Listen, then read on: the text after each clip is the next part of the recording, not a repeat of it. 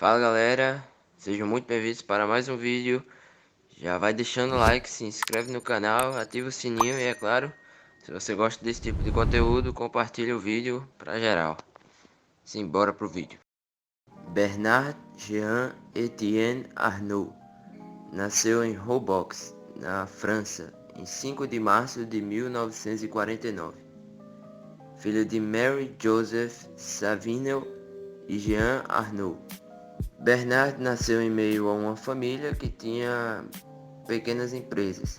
Ele foi criado pela avó, que era a principal acionista dessas empresas que a família detinha. Sendo assim, na juventude ele teve que dividir os estudos entre a sua terra natal, Roubaix, e Lille.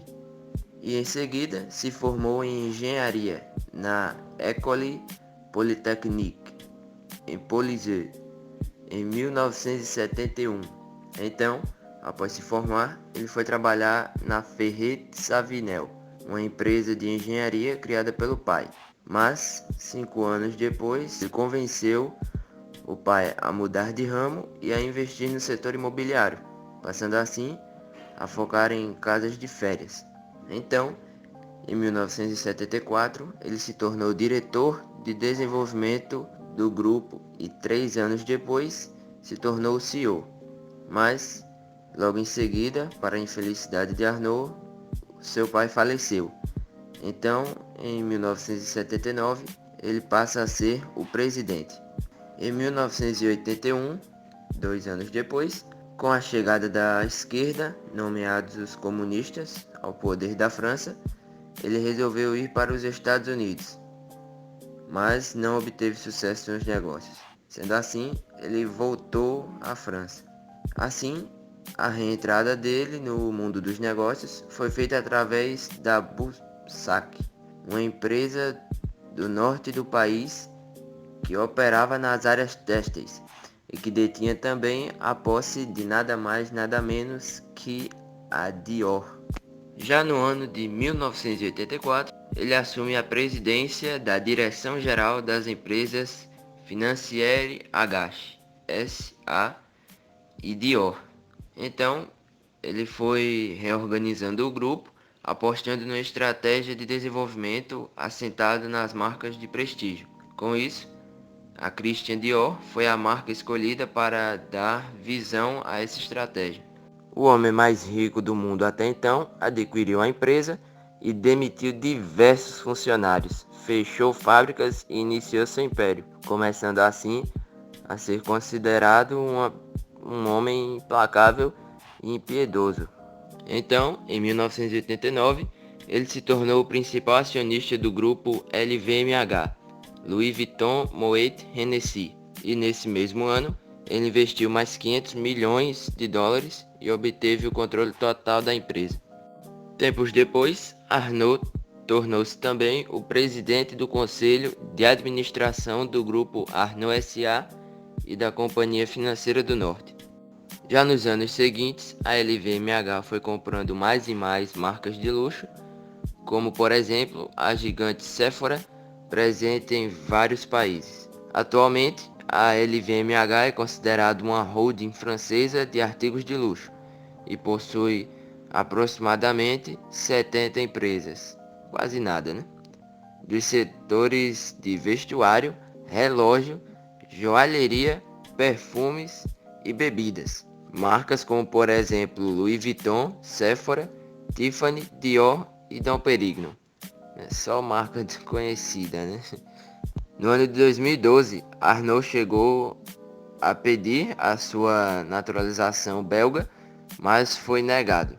E algumas autoridades chegaram a desconfiar que ele só queria essa naturalização por causa dos impostos fiscais, que na Bélgica eram bem menores do que na França.